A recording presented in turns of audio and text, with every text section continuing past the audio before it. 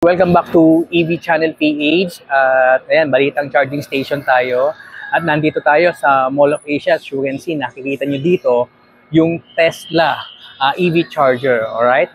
Dito siya, malapit sa Conrad Hotel. Sa corner siya ng Marina Way and Ocean Boulevard o Ocean Drive.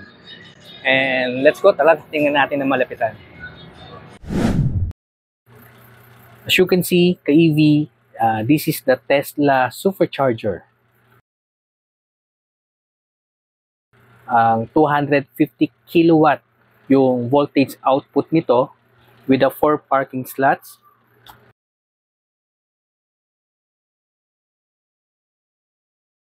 It used Type 2 CCS2 connector gun, and in just 5 minutes ka-EV, a Tesla vehicles can gain up to 120 kilometers of range.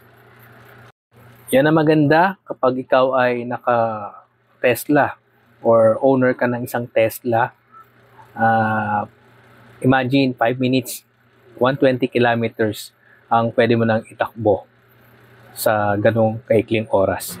So sa mga Tesla user dyan, available po itong EV charger dito.